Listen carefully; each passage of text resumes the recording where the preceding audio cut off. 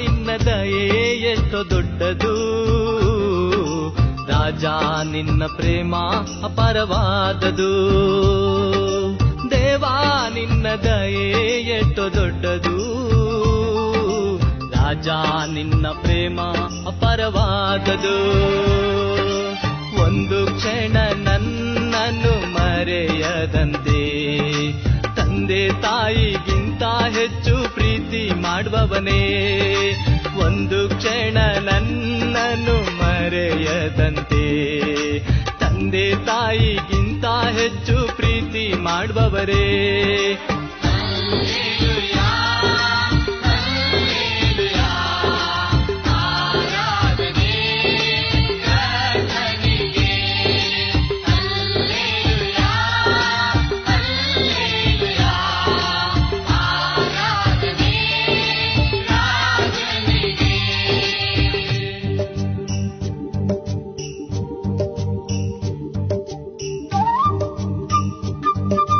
ಕರ್ತನಲ್ಲಿ ಪ್ರಿಯರೇ, ನಿಮ್ಮೆಲ್ಲರಿಗೂ ಮುಂಜಾನೆಯ ಶುಭ ವಂದನೆಗಳು. ಈ ದಿನ ವಿಶ್ವವಾಣಿ ಪ್ರಸ್ತುತಪಡಿಸುವ ನಿನ್ನ ದಾರಿಗೆ ಬೆಳಕು ಎಂಬ ಕಾರ್ಯಕ್ರಮಕ್ಕೆ ನಿಮ್ಮನ್ನು ಪ್ರೀತಿಯಿಂದ ಸ್ವಾಗತಿಸುತ್ತಿದ್ದೆ.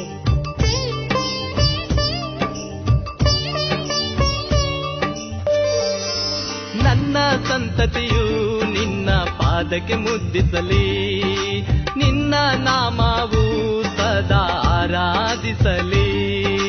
ನನ್ನ ಸಂತತಿಯು ನಿನ್ನ ಪಾದಕ್ಕೆ ಮುದ್ದಿಸಲಿ, ನಿನ್ನ ನಾಮವು ಸದಾ ಆರಾಧಿಸಲಿ.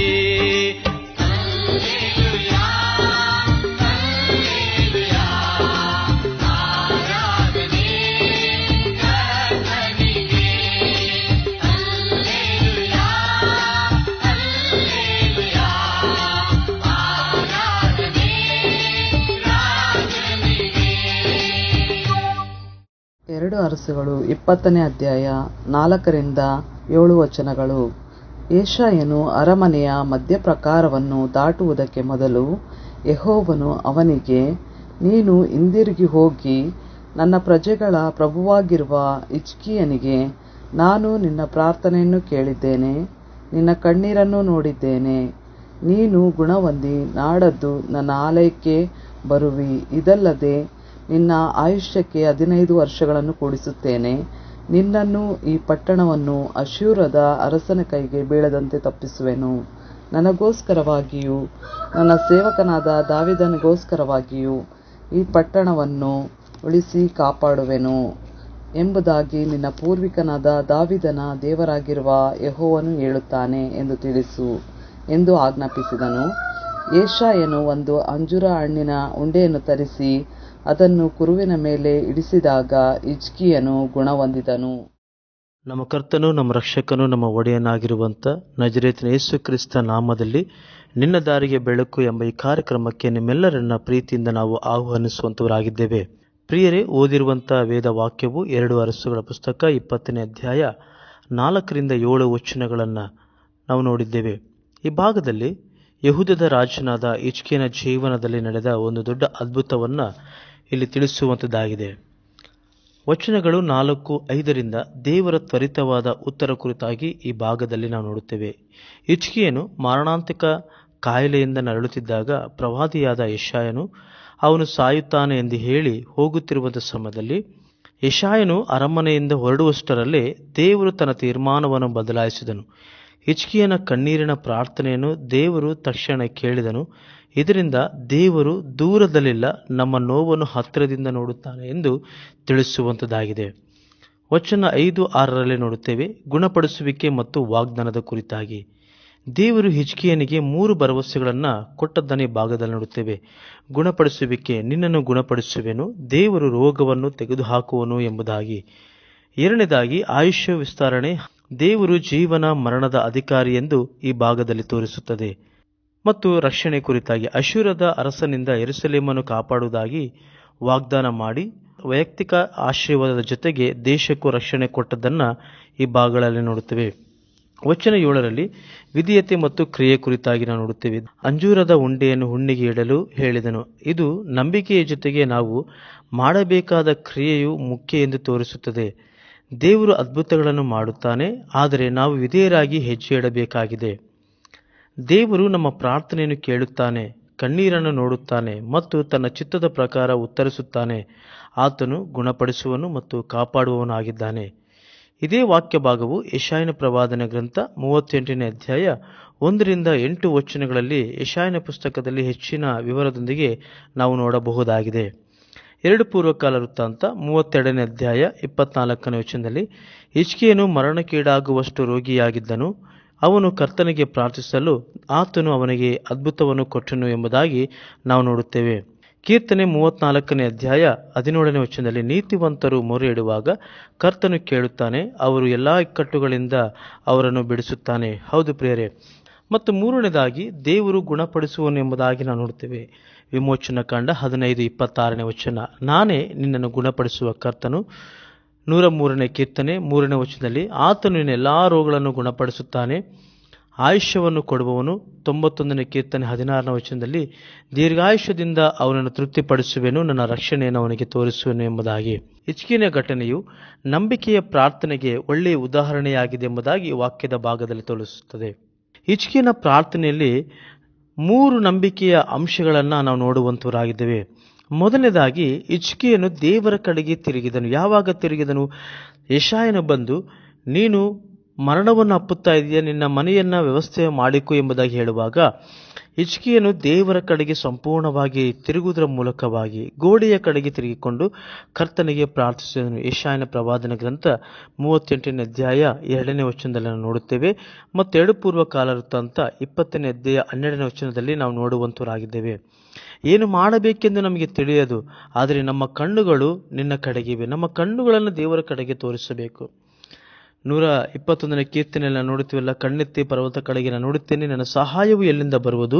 ಭೂಮ್ಯಾಕಾಶಗಳು ನಿರ್ಮಿಸಿದ ಯೆಹೋವನಿಂದಲೇ ನಮ್ಮ ಸಹಾಯವುದು ಬರುವುದು ಎಂಬುದಾಗಿ. ಪ್ರಿಯರೇ, ನಾವು ಯಾವಾಗಲೂ ಕೂಡ ದೇವರ ಕಡೆಗೆ ನಮ್ಮ ಕಣ್ಣುಗಳನ್ನು ಎತ್ತಿಕೊಳ್ಳಬೇಕು, ದೇವರ ಕಡೆಗೆ ನಾವು ತಿರುಗುವಂತವರಾಗಿರಬೇಕು.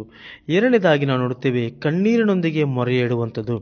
ಬಹಳವಾಗಿ ಅತ್ತು ಪ್ರಾರ್ಥಿಸಿದನು ಎಂಬುದಾಗಿ ನಾವು ನೋಡುವಂತವರಾಗಿದ್ದೇವೆ. 2 ಅರಸುಗಳು 20ನೇ ಅಧ್ಯಾಯ 3ನೇ ವಚನ ಮತ್ತು ಇಬ್ರಿಯರಿಗೆ ಬರೆದ ಪತ್ರಕ್ಕೆ 5ನೇ ಅಧ್ಯಾಯ 7ನೇ ವಚನ ನೋಡುತ್ತೇವೆ.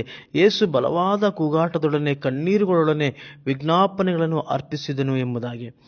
ದೇವರ ಕಡೆಗೆ ತಿರುಗುವುದು ಮಾತ್ರವಲ್ಲದೆ ಯಾವಾಗಲೂ ನಾವು ಕಣ್ಣೀರಿನೊಂದಿಗೆ ದೇವರಿಗೆ ನಾವು ಮೊರೆ ಇಡುವಾಗ ದೇವರು ನಮ್ಮ ಹತ್ತಿರದಲ್ಲಿ ಇರುವವನಾಗಿದ್ದಾನೆ. ಮತ್ತು ಮೂರನೇದಾಗಿ ನಾವು ನೋಡುತ್ತೇವೆ ದೇವರ ವಾಗ್ದಾನವನ್ನು ನೆನಪಿಸುವುದು. ನಿನ್ನ ದೃಷ್ಟಿಯಲ್ಲಿ ಸತ್ಯವಾಗಿ ಪೂರ್ಣ ಮನಸ್ಸಿನಿಂದ ನಡೆದಿದ್ದನ್ನು ನೆನಪು ಮಾಡಿಕೋ ಎಂಬುದಾಗಿ ಇಲ್ಲಿ ಹಿಜ್ಕೀಯನು ಪ್ರಾರ್ಥನೆಯನ್ನು ಮಾಡುವಂತವನಾಗಿದ್ದಾನೆ. 2 ಅರಸುಗಳ ಪುಸ್ತಕ 20ನೇ ಅಧ್ಯಾಯ 3ನೇ ವಚನದಲ್ಲಿ ನೋಡುತ್ತೇವೆ. 25ನೇ ಕೀರ್ತನೆ 6-7ನೇ ವಚನದಲ್ಲಿ ನೋಡುತ್ತೇವೆ, ಕರ್ತನೆ ನಿನ್ನ ಕರುಣೆಯನ್ನು ಪ್ರೀತಿಯನ್ನು ನೆನಪು ಮಾಡಿಕೋ ಎಂಬುದಾಗಿ ಇಲ್ಲಿ ಪ್ರಾರ್ಥನೆಯನ್ನು ನೋಡುವಂತವರಾಗಿದ್ದೇವೆ. ಕರ್ತನಲ್ಲಿ ಪ್ರೀತಿಯುಳ್ಳ ದೇವಜನರೇ, ನಂಬಿಕೆಯ ಪ್ರಾರ್ಥನೆಗೆ ದೇವರು ಉತ್ತರವನ್ನು ಕೊಡುವನಾಗಿದ್ದಾನೆ. ದೇವರು ಕೇಳುತ್ತಾನೆ, ನಾನು ನಿನ್ನ ಪ್ರಾರ್ಥನೆಯನ್ನು ಕೇಳಿದ್ದೇನೆ ಎಂಬುದಾಗಿ ಹಿಜ್ಕೀಯನಿಗೆ ದೇವರು ಕೊಡುವಂಥ ವಾಗ್ದಾನವನ್ನು ಇಲ್ಲಿ ನಾವು ನೋಡುವಂತವರಾಗಿದ್ದೇವೆ. 2 ಅರಸುಗಳ ಪುಸ್ತಕ 20ನೇ ಅಧ್ಯಾಯ 5ನೇ ವಚನದಲ್ಲಿ ನೋಡುತ್ತೇವೆ. 1 ಯೋಹಾನ 5ನೇ ಅಧ್ಯಾಯ 14ನೇ ವಚನದಲ್ಲಿ ನೋಡುತ್ತೇವೆ, ನಾವು ಆತನ ಚಿತ್ತದ ಪ್ರಕಾರ ಏನಾದರೂ ಬೇಡಿಕೊಂಡರೆ ಆತನು ನಮ್ಮ ಪ್ರಾರ್ಥನೆಯನ್ನು ಕೇಳುವವನಾಗಿದ್ದಾನೆ.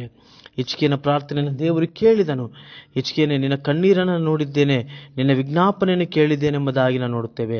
ಮತ್ತೆರಡನೇದಾಗಿ ದೇವರು ನೋಡುವವನಾಗಿದ್ದಾನೆ, ನಮ್ಮ ಕಣ್ಣೀರನ್ನು ನೋಡುವವನಾಗಿದ್ದಾನೆ. ಪ್ರಿಯರೇ, 2 ಅರಸುಗಳ ಪುಸ್ತಕ 25ನೇ ಅಧ್ಯಾಯ 5ನೇ ವಚನದಲ್ಲಿ ನೋಡುತ್ತೇವೆ, ನಿನ್ನ ಕಣ್ಣೀರನ್ನು ನೋಡಿದ್ದೇನೆ ಎಂಬುದಾಗಿ.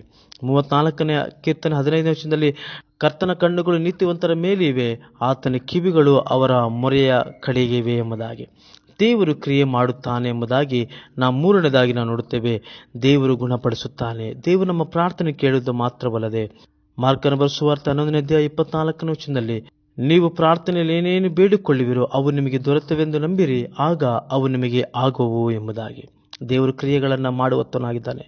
ನಮ್ಮ ಪ್ರಾರ್ಥನೆ ಕೇಳಿ ಆಶೀರ್ವಾದಗಳನ್ನು ಕೊಡುವಂತನಾಗಿದ್ದಾನೆ. ನಮ್ಮ ಜೀವಿತಗಳಲ್ಲಿ ಕೆಲವೊಂದು ಸಾರಿ ಪ್ರಾರ್ಥನೆ ಮಾಡುವಾಗ ಕೆಲವೊಂದು ಸಾರಿ ಹೌದು ಎಂಬುದಾಗಿ ಉತ್ತರ ಬರುತ್ತೆ, ಕೆಲವೊಮ್ಮೆ ಇಲ್ಲ ಎಂಬುದಾಗಿ ಉತ್ತರ ಬರ್ತದೆ, ಕೆಲವೊಮ್ಮೆ ಕಾದು ನೋಡಬೇಕೆಂಬುದಾಗಿ ನಮ್ಮ ಹೃದಯಗಳಲ್ಲಿ ಮಾತನಾಡುವಂಥದ್ದಾಗಿದೆ. ಆದರೆ 3 ವಿಷಯಗಳು ಕೂಡ ನಂಬಿಕೆಯಿಂದ ನಾವು ಜೀವಿಸುವುದಾದರೆ ಖಂಡಿತವಾಗಲು ದೇವರು ಉತ್ತರವನ್ನು ಕೊಡುವನಾಗಿದ್ದಾನೆ. ಫಿಲಿಪ್ಪಿ 4:6-7 ನೋಡುತ್ತೇವೆ, ಯಾವುದರ ವಿಷಯವಾಗಿ ಚಿಂತಿಸದೆ ಎಲ್ಲದರ ವಿಷಯವಾಗಿ ವಿಜ್ಞಾಪನೆಯಿಂದಲೂ ಕೃತಜ್ಞತೆಯಿಂದಲೂ ನಿಮ್ಮ ಬೇಡಿಕೆಗಳನ್ನು ದೇವರಿಗೆ ತಿಳಿಸಿರಿ, ಆಗ ಎಲ್ಲಾ ಗ್ರಹಿಕೆಯನ್ನು ಮೀರುವ ದೇವರ ಸಮಾಧಾನವು ನಿಮ್ಮ ಹೃದಯಗಳನ್ನು ಮನಸ್ಸುಗಳನ್ನು ಕ್ರಿಸ್ತ ಯೇಸುವಿನಲ್ಲಿ ಕಾಯುವುದು ಎಂಬುದಾಗಿ. ಪ್ರಿಯರೇ, ಹಿಜ್ಕೀಯನು ಮಾಡಿದಂಥ ಕಾರ್ಯವನ್ನು ನಾವು ಮಾಡೋಣ. ಹಿಜ್ಕೀಯನು ಬಳಲಿ ಹೋಗಲಿಲ್ಲ, ಹಿಜ್ಕೀಯನು ಸೋತು ಹೋಗಲಿಲ್ಲ. ದೇವರ ಕಡೆಗೆ ತಿರುಗಿಕೊಂಡ, ದೇವರ ಕಡೆಗೆ ಮೊರೆ ಮಾಡಿಕೊಂಡು ಆತ ನಂಬಿಕೆಯಿಂದ ಪ್ರಾರ್ಥಿಸುವಾಗ ದೇವರು ತಕ್ಷಣ ಅವನಿಗೆ ಉತ್ತರವನ್ನು ಕೊಟ್ಟದ್ದನ್ನು ನಾವು ನೋಡುವಂತವರಾಗಿದ್ದೇವೆ. ನಮ್ಮ ಜೀವಿತಗಳಲ್ಲಿ ಬರುವಂತೆಲ್ಲ ನಿರಾಸೆಗಳಿಗೆ ದೂರವಾಗಿದ್ದು ಕರ್ತನ ಸನ್ನಿಧಾನದಲ್ಲಿ ಪ್ರಾರ್ಥಿಸುವಂತವರಾಗಿರೋಣ. ಪರಿಶುದ್ಧನಾಗಿರುವಂಥ ನನ್ನ ಪ್ರೀತಿಯ ನನ್ನ ಪರಲೋಕದ ತಂದೆ ದೇವರೇ, ನಿಮ್ಮ ಸ್ತೋತ್ರ. ಯಾವುದೇ ಕಾಲದಲ್ಲಿ ನೀವು ತಿಳಿಯಪಡಿಸಿದಂಥ ಒಂದೊಂದು ಮಾತುಗಳಿಗಾಗಿ ನಾವು ನಿಮಗೆ ವಂದನೆ ಸಲ್ಲಿಸುತ್ತೇವೆ. ಹಿಜ್ಕೀಯನ ಹಾಗೆ ನಂಬಿಕೆಯಲ್ಲಿ ದೃಢವಾಗಿ ನಿಂತುಕೊಂಡು ನಂಬಿಕೆ ಅನುಸಾರವಾಗಿ ವಿಧೇಯತೆಯನ್ನು ತೋರಿಸುತ್ತಾ ನಿನ್ನ ಕಡೆಯಿಂದ ಸದುತ್ತರಗಳು ಹೊಂದಿಕೊಳ್ಳುವಂಥ ಮಕ್ಕಳನ್ನಾಗಿ ನಮ್ಮನ್ನು ಮಾರ್ಪಡಿಸು ಕರ್ತನೆ. ವಿಶೇಷವಾಗಿ ಕರ್ತನೆ, ಈ ದಿನ ವಿಶ್ವವಾಣಿ ಸೇವೆಯಲ್ಲಿ ಇರುವಂತೆಲ್ಲ ನಮ್ಮ ದಾನಿಗಳನ್ನು ಜ್ಞಾಪಕ ಮಾಡಿಕೊಳ್ಳುತ್ತವೆ. ಅವರ ಜನ್ಮದಿನಗಳನ್ನು, ಅವರ ವಿವಾಹದ ವಾರ್ಷಿಕೋತ್ಸವಗಳನ್ನು ಯಾರ್ಯಾರು ಆಚರಿಸಿಕೊಳ್ಳುತ್ತಾ ಇದ್ದಾರೆ ಅವರಿಗೆಲ್ಲರಿಗೂ ಕೂಡ ನಿನ್ನ ವಾಗ್ದಾನಾನುಸಾರವಾಗಿ ನಡೆಸು. ಅವರೆಲ್ಲ ಕೊರತೆಗಳನ್ನು ನೀಗಿಸಬೇಕೆಂಬುದನ್ನು ಪ್ರಾರ್ಥಿಸುತ್ತೇವೆ.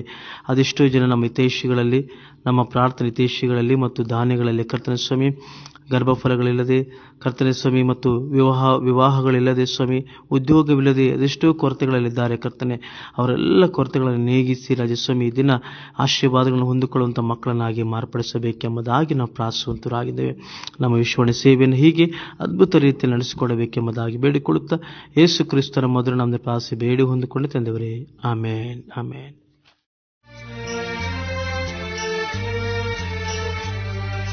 ಪ್ರಭು ನಿನ್ನ ವಚನ ನನ್ನ ಕಾಲಿಗೆ ದೀಪವು, ಅದುವೇ ನನ್ನ ಬಾಳಿಗೆ ಬೆಳಕು ಆಗಿದೆ.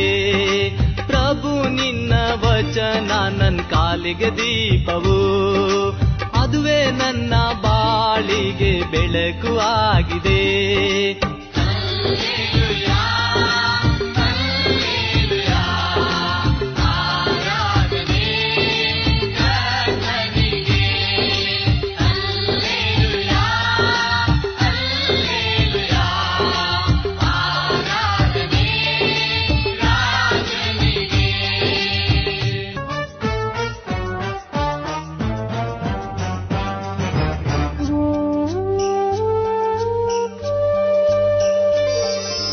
ಬೇಟೆಗಾರನ ಬಲಿಯಿಂದ ತಪ್ಪಿಸಿದಾತನೇ, ಮರಣಕರ ವ್ಯಾಧಿಗಳಿಂದ ಬಿಡಿಸಿದಾತನೇ.